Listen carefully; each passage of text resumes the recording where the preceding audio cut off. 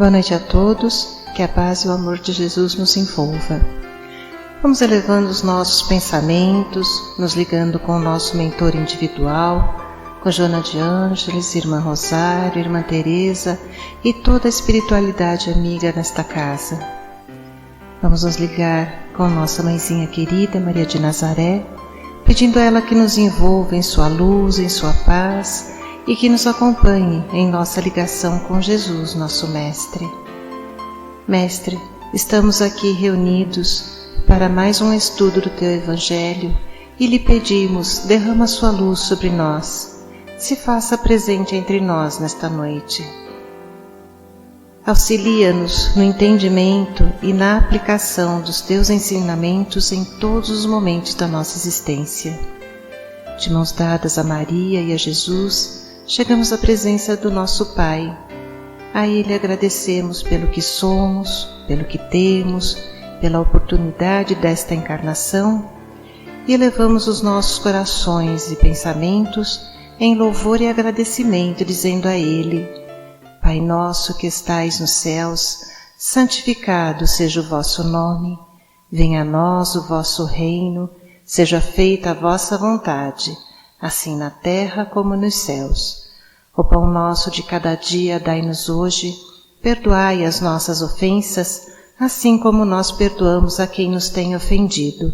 E não nos deixeis cair em tentações, mas livrai-nos de todos os males, pois vossos são o reino, o poder e a glória para todo sempre. Que assim seja, Senhor. Graças a Deus. E vamos nos ligando neste momento com as equipes de tratamento da casa. Vamos pedir a luz branca do Cristo sendo projetada sobre todos os nossos assistidos, para que eles recebam dessa maneira a luz, a paz e uma harmonização. Vamos nos ligar com as equipes de P2 e pedir a projeção da luz azul em todo o sistema nervoso central dos nossos assistidos, trazendo o equilíbrio e a força para esses centros de força. Vamos nos ligar com as equipes de CH, pedindo a projeção da luz rosa no cardíaco dos nossos assistidos, para que a confiança, a fé e a esperança se fortaleçam em cada um deles. Nos ligamos nesse momento com as equipes de P3B e pedimos a projeção da luz branca do Cristo, da luz azul, na mente e no coração de cada assistido. Vamos pedir também que sejam feitos todos os cortes de ligação que se fizer necessário e que essas energias sejam levadas para o astral para o melhor tratamento. Vamos pedir a projeção da luz azul que vai envolver o sistema nervoso central, periférico e neurovegetativo. Um rosa claro no cardíaco para aumentar os bons sentimentos, um amarelo claro no frontal para fortalecer os pensamentos positivos, a confiança e a ligação com o mentor individual. E uma cúpula rosa clara vibrante da cabeça aos pés, para que o tratamento permaneça até quando for necessário. Aos assistidos de saúde, vamos pedir a projeção das cores do arco-íris, que eles fiquem envolvidos numa cúpula protetora até quando for necessário. Que assim seja, Senhor. Graças a Deus. Convidamos a todos para que assistam neste momento à palestra que será posta no ar. Que assim seja. E vamos envolver com todo o amor da nossa casa o nosso querido irmão e amigo Sardano, que fará a palestra da nossa noite. Que assim seja. Graças a Deus.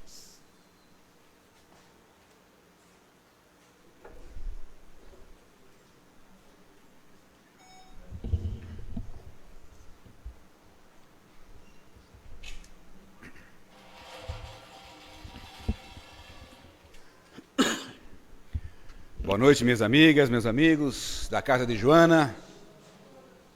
Sempre uma alegria estar com vocês. Eu estou mais arrumadinho hoje. Eu vou sair daqui, eu vou uma comemoração de bodas de prata, 25 anos de casamento. Eu fui pajem, pajem é aquele menininho que leva aliança nesse casamento. Fui pajem com 35 anos. Soma os 25, dá. Então, estou justificando a roupa, que fica meio pedante, né? Falei, cara, eu quero botar gravata para... Nunca usei gravata para fazer palestra. E também justificar que eu vou terminar, vou sair correndo, porque tudo na vida é questão de prioridade, né? E eu tinha a palestra marcada, quando a pessoa me convidou, eu falei, vou para qualquer lugar, mas eu tenho a palestra lá no Joana, que é a minha prioridade. E é assim que a gente tem que tocar as nossas vidas. Tempo todo mundo tem. O que nós precisamos é dar prioridade. Porque quando nós não damos, a vida dá por nós. É uma comparação muito dura, mas eu gosto muito dela e faço com frequência.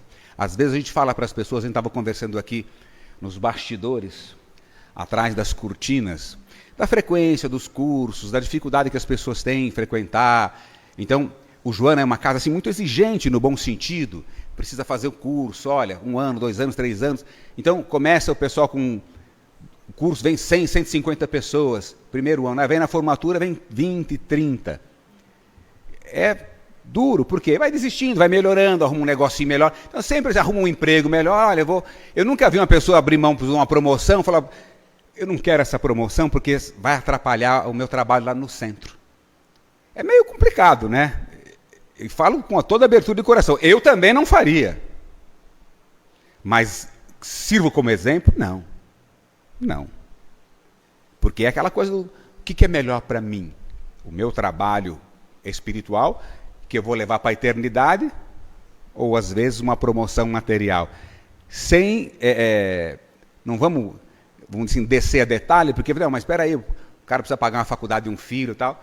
Estou falando conceitualmente, para a gente ter esse jogo de prioridades na cabeça.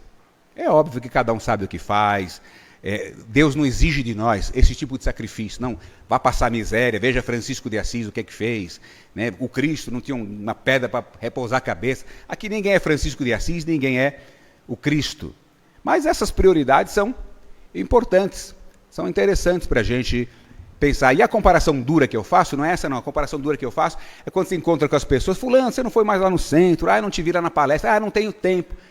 Aí eu falo, olha, vai um dia visitar uma clínica de hemodiálise, e você vai ver aquele monte de gente que não tinha tempo. Tudo lá, a manhã toda, com o bração pendurado no negócio, fulano, você aqui, que coisa, você falou que não tinha tempo. Sabe como é que é, né? Agora o padrão mudou, quer dizer, ou vem ou morre. Ou vem ou morre. A gente não precisa andar com essa espada de Damocles na cabeça, achando que Deus não está cutucando ninguém dessa forma, ou vai para o centro ou morre, nada disso. Mas nós precisamos caminhar buscando a prioridade. E a prioridade é espiritual. A prioridade é o patrimônio espiritual. O resto é meio. Buscai primeiro o reino de Deus e toda a sua justiça. O resto lhe será acrescentado. É uma frase clássica. Está lá, faz 2000 anos. Há 2000 anos, na mesma época, um filósofo não era religioso, nada. Sêneca disse, buscai o melhor, não o mais comum. Aquilo que pode lhe dar felicidade eterna, não o que anseia o vulgo, péssimo intérprete da realidade. 2000 anos. Está na filosofia, está no cristianismo, e a gente ainda bate cabeça. Ainda os apelos da matéria, os apelos do mundo, falam muito alto. Não, veja bem, mas se eu não pegar, outro pega. Sabe como é que é? Um dos espertos, farinha pouca, meu pirão primeiro, achado não é roubado, e assim vai. Olha o mundão aí fora como é que está. Olha o mundão aí fora como é que está.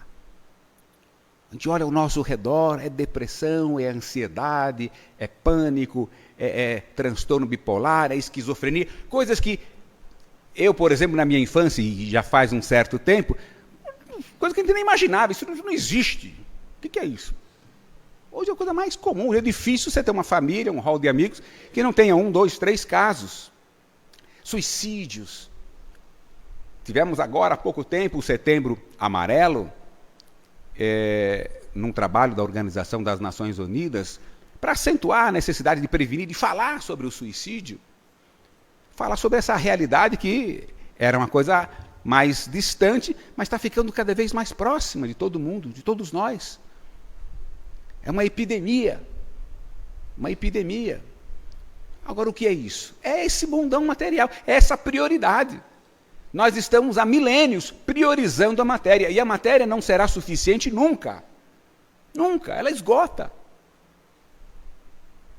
A matéria não vai saciar nunca. Nunca a matéria vai pacificar.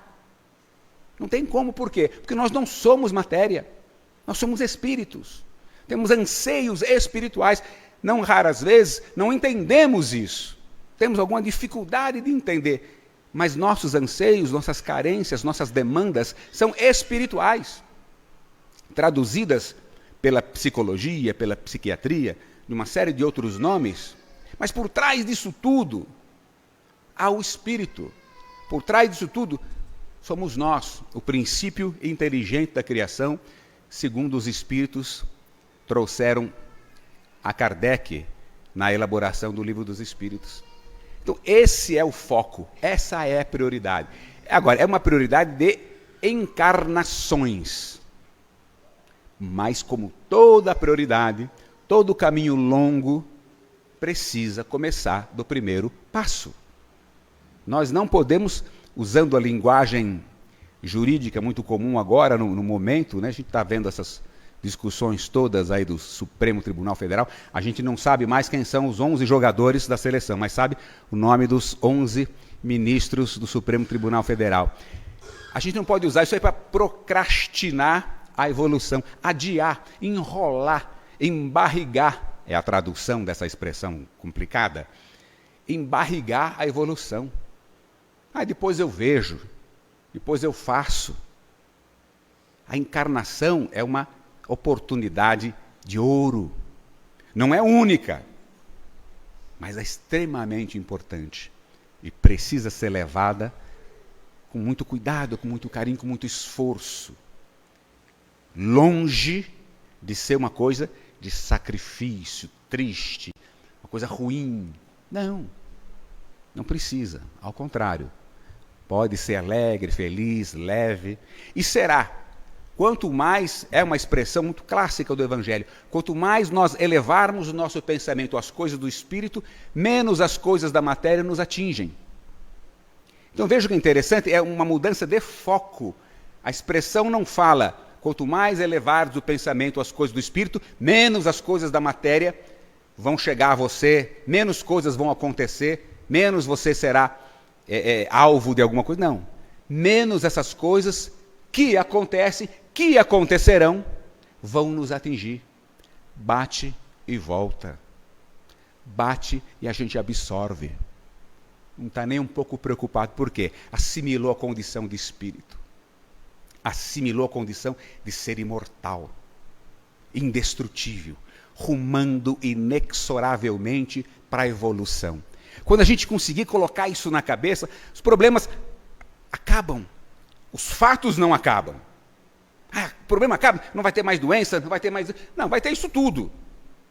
Mas nada disso vai nos transtornar. Nada disso vai nos abalar, nos derrubar, nos jogar no chão. Porque um espírito não se joga no chão, um espírito não se derruba, um espírito não se destrói, não se atinge. É o princípio inteligente da criação. É o pedacinho de Deus. Não tem forma, não tem cor, não tem nada disso. Tudo isso que a gente busca, como citava o Sêneca, o que o vulgo, a moda, péssima intérprete da realidade, tudo isso escapa pelos dedos. Tudo isso escapa pelos dedos. Essa é a nossa prioridade. Mas eu não vim aqui para falar disso, eu vim falar essa é só uma pequena introdução. A gente tem que seguir uma metodologia, uma casa de estudos, como eu dizia, e nós estamos aqui falando do Livro dos Espíritos. O Livro dos Espíritos por mais que a gente fale, o Livro dos Espíritos, lógico, conheço o Livro dos Espíritos, está aqui o Livro dos Espíritos, o Espiritismo começou a partir do Livro dos Espíritos e tal, mas ele precisa ser estudado, ele precisa ser lido, sempre. Divaldo Pereira Franco, a nossa grande referência de ser humano, de médium, de orador, aos 92 anos, estuda o Livro dos Espíritos até hoje. Há quase 80 anos, 75 anos. 75 anos estudando o Livro dos Espíritos. E cada vez que ele pergunta para Joana de Ângeles, e aí, tá bom, né? O que eu faço agora? Estuda o Livro dos Espíritos. Está aqui. Não restaria dúvida nenhuma. São 4 partes, muito simples, extremamente importantes. A gente fala, mas poucos. E olha, eu convivo, eu nasci nesse meio, nasci em família espírita, estou há 60 anos convivendo com a doutrina espírita, com palestras, com o movimento espírita, vamos dizer assim, institucionalizado. O que tem de gente que nunca leu o Livro dos Espíritos de ponta a ponta? O que tem de gente que nunca leu o livro? Nós mesmos, eu já li algumas vezes, mas toda vez que você lê uma coisa ou outra, um capítulo, vai fazer uma palestra, deixa eu estudar, você enxerga de uma forma diferente. Pô, é um livro mágico, é um livro que muda. Não, muda você aprende, você amadurece, você cresce. Vai ler o mesmo livro e vai entender aquelas nuances que o Cristo transmitiu ali para os espíritos, para que os espíritos retransmitissem a Kardec. Então, é extremamente... A gente gosta muito de ler romance, porque romance tem começo, meio e fim, entretém. Não é ruim, não é ruim. É uma excelente, vamos dizer assim, distração. Agrega, acrescenta.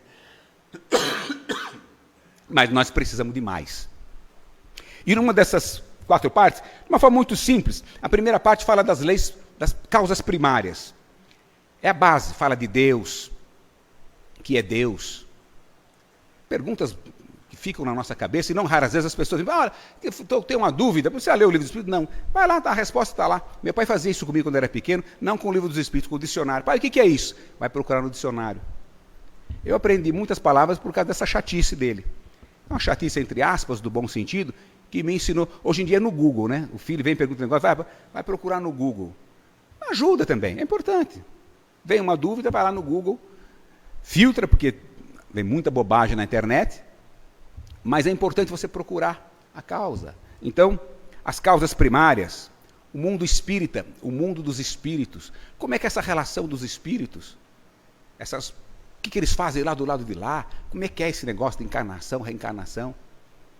E aí a terceira parte, a mais importante, as leis morais. Então, é um livro assim, colocado de uma forma assim, sistematizada, uma metodologia científica, pedagógica. Primeiro, a parte básica, bem básica da formação. Depois, do mundo dos espíritos. E depois, as leis morais, o nosso código de conduta. Aí que é importante. São 12 capítulos das leis morais. O segundo, que é o que me foi atribuído hoje, a lei de adoração. O último capítulo, Esperanças e Consolações, que dá o fecho.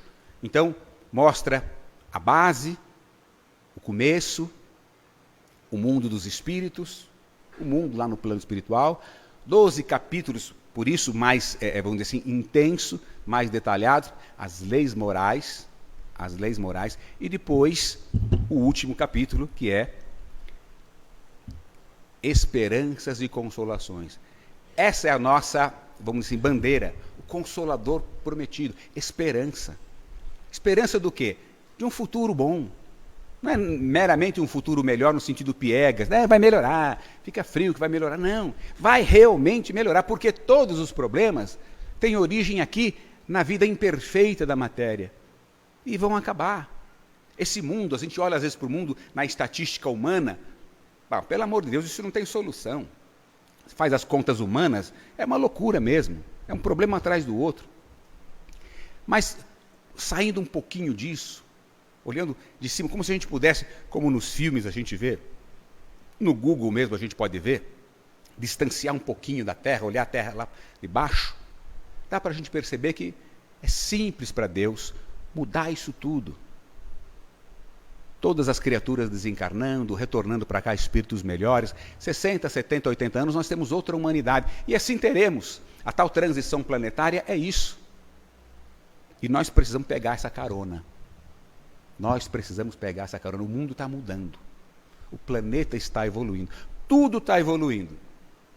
Nós temos a opção de evoluir junto. Nós temos a opção de nos adiantarmos, ou seja, sermos os arautos da mudança, da evolução, puxar os mais atrasados, e temos a opção de ser os mais atrasados.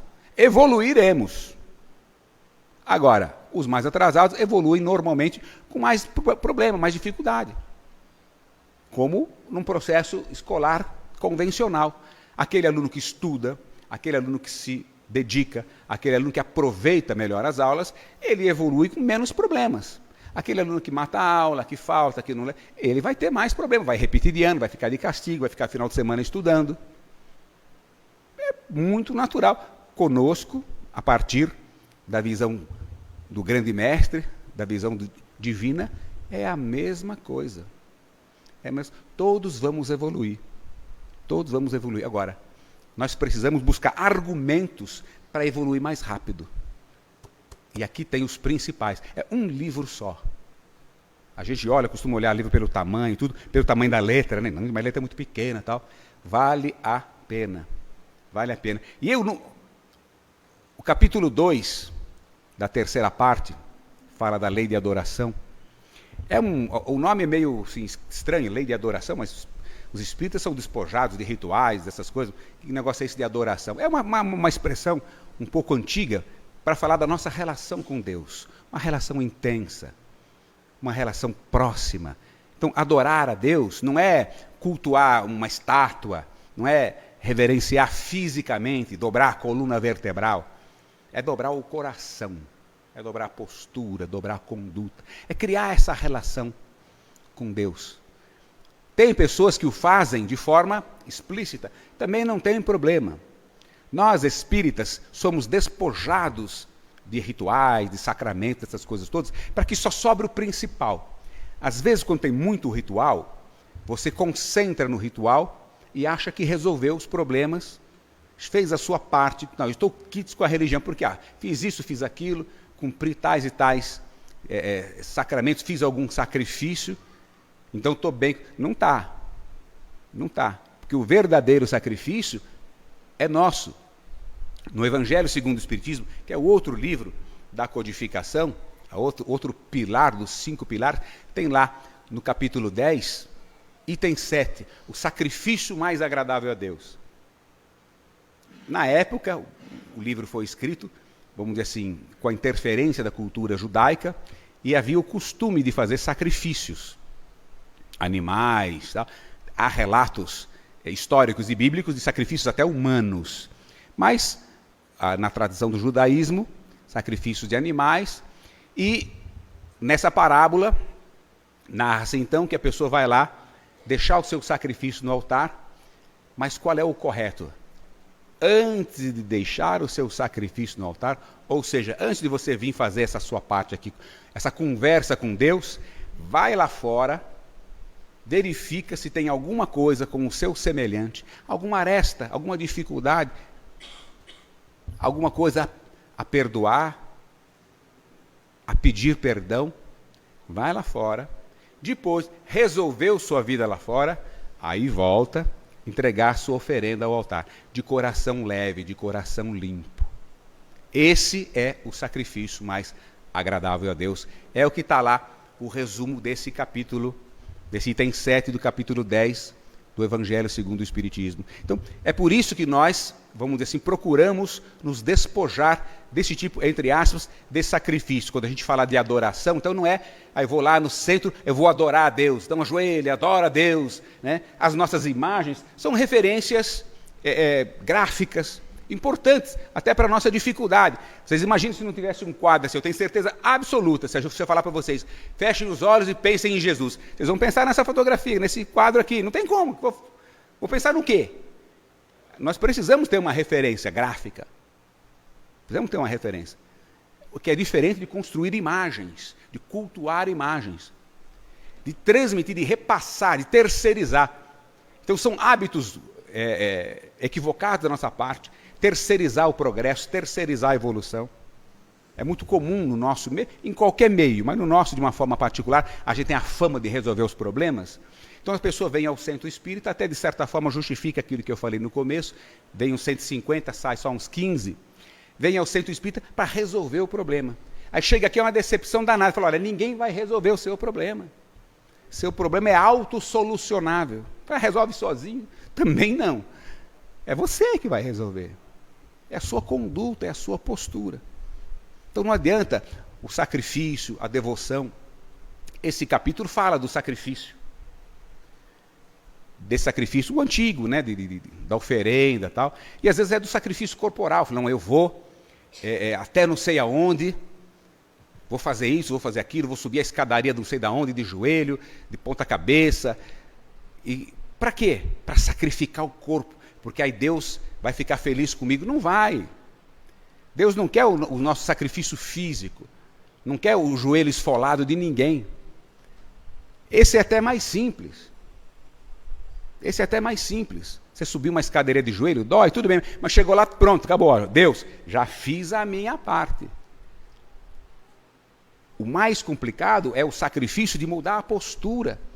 Parar de falar mal dos outros, parar de ser egoísta, amar o próximo, ser caridoso, ser tolerante, perdoar.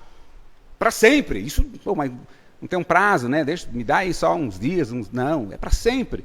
Esse é o verdadeiro sacrifício a que se refere o Evangelho e é realmente o que deve ficar para nós, para as nossas vidas. Fisicamente é fácil. E terceirizar, pior ainda. Esse capítulo 2 da Lei de Adoração, da terceira parte do Livro dos Espíritos, fala da prece. A prece é extremamente importante. Mas a prece não é um fim em si mesma. Toda a prece é ouvida, a prece é importante, não se pode desdenhar a prece. É a comunhão com Deus. Pela prece a gente pede, a gente agradece, a gente louva. Pô, Deus, legal, bacana. Obrigado. Pede. Agora pede o quê? Pede para ganhar na loteria, pede para resolver os problemas? Não. Pede para ele ajudar, para ele dar força. Deus não vai, os Espíritos não vão evoluir por nós. Aquela história antiga que nós tínhamos do Cristo, o sangue de Jesus veio nos salvar. O sangue de Jesus não veio. É uma decepção para muita gente, não veio. O sangue de Jesus, o sacrifício de Jesus, a vida de Jesus, serve como farol, como referência. O caminho é esse, como ele mesmo disse, eu sou o caminho, a verdade e a vida. Ninguém vai ao Pai senão por mim como pelo meu exemplo. Eu não vou carregar ninguém no colo. Não se terceiriza a evolução. Não se terceiriza o progresso. É muito comum eu trabalhei 30 anos na Polícia Militar. A Polícia Militar tem um padroeiro, que é o Santo Expedito. Foi militar, tal, historicamente, então virou padroeiro das polícias militares. E ele é o santo das causas urgentes, né? Tem muito espírita com Santinho Expedito na carteira, não tem problema nenhum não, viu gente? Não mata não. Não vai resolver, mas não mata não. E no dia 19 de abril, que é o dia do Santo Expedito, vocês podem até pensar, pô, mas você está falando, mas você sabe tudo, né, do santo? 19 de abril é o dia do aniversário da minha mãe. Do Roberto Carlos também. Tem duas pessoas famosas, a minha mãe e o Roberto Carlos. E aí o pessoal faz aquela fila danada lá no quartel da Luz, que tem a Capela de Santo Expedito, que é uma capelania militar. O padre lá é um capelão militar. A capelania é uma capela militar, é um quartel da Polícia Militar, a Capelania de Santo Expedito, lá na Luz. E todo dia 19 de abril faz aquela fila de horas. E as pessoas levam os bilhetinhos para o santo resolver. E ficam 4, 5, 6 horas. Isso é ruim? Não. É ruim para o trânsito, né? Dá um transtorno danado ali. Para as pessoas é ruim? Não. Agora, as pessoas não podem se iludir, porque depois que deixou o bilhetinho lá para o Santo Expedito, agora eu já fiz a minha parte. Esse que é o ponto. Da gente entender qual é o caráter da prece. Qual é o caráter da adoração. Então não adianta chegar lá, santo, eu fiz a minha parte, fiquei 5 horas na fila, você viu a hora que eu cheguei, olha a hora que eu estou aqui, né? Deixa lá o bilhetinho, agora o problema é seu, Santo Expedito. Não é. Ele não vai resolver. E o duro é o seguinte, o problema é seu e rápido, porque ele é o das causas urgentes. E rápido. Coitado do santo. Eu sou devoto Quantos devotos a gente vê, por exemplo, São Francisco? É muito comum, Francisco de Assis. A gente fala São Francisco e, vamos dizer assim, essa tradição do catolicismo é muito forte. Mas Francisco de Assis, uma figura maravilhosa. Quantas pessoas têm os bonequinhos de Francisco de Assis, fotografiazinhas e tal? Pô, bacana, é uma referência histórica. Francisco de Assis é real, é verdadeiro, ele existiu. Ele não é uma figurinha ilusória. Não é uma quimera, não. Ele existiu, ele é real. Aí tem um monte de gente que é devoto de São Francisco. Agora, imitador de São Francisco eu nunca vi. Eu nunca vi. Ah, você é devoto? Sou devoto. Eu tenho 50 bonequinhos de Francisco, de tudo quanto é tamanho lá em casa, tudo. Não consigo nem entrar direito, tanto boneco de São Francisco que tem. E a sua vida? Quanto desses bonequinhos estão no seu coração? Na sua sala tem um monte, e no coração? Não tem meio Francisco de Assis. Não tem 1/10 de Francisco de Assis. E essas pessoas existem, existiram, são reais. Precisam ser seguidas, precisam ser imitadas. Essa é a salvação. Esse é o verdadeiro sacrifício. Esse é o verdadeiro sentido da adoração. Chegar perto dessas pessoas, abrir o coração, pedir ajuda. O nosso Pai Nosso, perdoai as nossas dívidas, perdoai as nossas ofensas, na medida que eu perdoo aqueles que me ofenderam. Senão não adianta nada. Está lá no Evangelho, aquele cidadão que pede perdão para o senhor, para o patrão, das dívidas. O senhor perdoa, ele vira a esquina e vai cobrar o outro. Peraí, você não acabou de ser perdoado, é uma coisa, outra coisa, outra coisa. Não, é tudo uma coisa só. Perdoai, na medida que a gente perdoe. Primeiro a gente perdoa. Aí Deus vai nos perdoar por mercantilismo, é toma lá da cá, é troca. Não. Ao perdoar, a gente cresce. Ao perdoar, a gente sobe. Ao perdoar, a gente evolui. E aí faz jus ao perdão. Passa a merecer, passa a vibrar noutra sintonia. O perdão é uma decorrência natural. Porque a lei de Deus não é lei de castigo. É uma lei de progresso. E quando você consegue perdoar, quando você consegue amar o seu semelhante, você passa de ano. Não precisa resgatar aquelas coisas anteriores com experiências dolorosas. A gente não precisa sofrer, ninguém veio aqui para sofrer. O sofrimento, ele é uma consequência dos nossos equívocos. Ele é uma consequência da nossa falta de vontade, da nossa preguiça. Não é uma obra de Deus, é uma obra nossa. É uma obra nossa. É uma opção nossa. Por incrível que pareça. Parece loucura, mas não é. É perfeitamente possível passar uma vida inteira sem ter esse tipo de problema. No nosso atual estágio de encarnação, nunca nós vamos conseguir. Nós somos seres imperfeitos. Agora, podemos acelerar cada vez mais. Cada vez mais. E não semear problemas. Está lá no imaginário popular, né? Semeia vento, colhe tempestade. É lei da natureza, é ação e reação, é da física. Sofremos sim, porque semeamos sofrimento, semeamos indiferença, semeamos egoísmo. Esse mundo é nosso. E hoje ele vem, às vezes, de uma forma dura, de uma forma forte, umas cobranças ríspidas. Não adianta falar, o que aconteceu, por que, meu Deus, isso aconteceu comigo? Alguma razão tem, alguma causa justa e um fim útil. Compete a nós fazer a melhor opção. O caminho estreito, não da dor, mas do esforço, do empenho. E com um sorriso nos lábios, com alegria no coração. Como diz aquele pastor evangélico, escreveu uma música bonita, né? Noites Traiçoeiras. O mundo pode até fazer você chorar, mas isso é o mundo. Deus te quer sorrindo. Isso é Deus. Deus nos abençoe. Obrigado.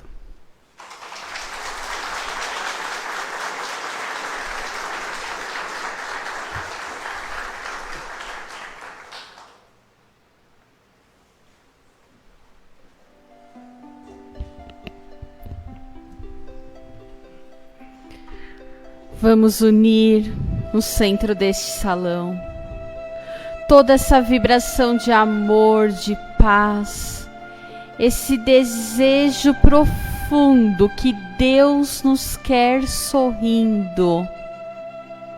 E vamos unir esse amor e encaminhar a espiritualidade amiga, quando vibramos por toda a humanidade, Pai, pedindo que todas as criaturas encarnadas e desencarnadas recebam um pouco do nosso amor. Vibramos também pelo nosso planeta, pela natureza, pelos mares, pelos rios, pelos animais, que eles possam progredir e nos ajudar na evolução. Vibramos, Pai, por todas as criaturas que sofrem, pelos que sofrem de dores físicas, de dores emocionais, de dores morais, que esses irmãos sejam amparados pelos mentores de luz. Vibramos, Pai, pela evolução da humanidade. Vibramos, Pai, pelas pessoas que estão nesse momento hospitalizadas, pelos que sofrem em hospitais, orfanatos, asilos, presídios. Que gotas do amor crístico pode ser derramada sobre cada um desses irmãos. Vibramos também pelos nossos lares, pelos nossos familiares e por todas as pessoas que amamos do fundo do nosso coração. Que a bondade do Cristo chegue a cada um deles, que eles sintam em seus corações essa paz, o amor de Deus por eles. E pedimos licença, Pai, para vibrar por nós mesmos, pedindo que sejamos inspirados nos momentos de dificuldade, de provação, que a nossa fé seja fortalecida, que o bom ânimo esteja presente em nossa alma e que possamos ter persistência, amor, tolerância, paciência, dignidade, fraternidade, caridade para conosco mesmo. Entendendo, Pai, que tudo passa nessa vida. Os momentos difíceis passam, as dores passam, os momentos felizes também passam. E aquilo que permanece dentro de nós é a certeza de que o Pai maior nos ama e que tudo o que ocorre é para nosso bem. Que tenhamos um final de semana de muita paz, de muita harmonia em nossos lares, junto àqueles que amamos. Que os tratamentos que serão feitos em breve possam permanecer dentro de nós e que possamos retornar na próxima semana com muita alegria e muita satisfação em dias melhores. Que assim seja. Graças a Deus. Vão em paz e que Jesus os abençoe.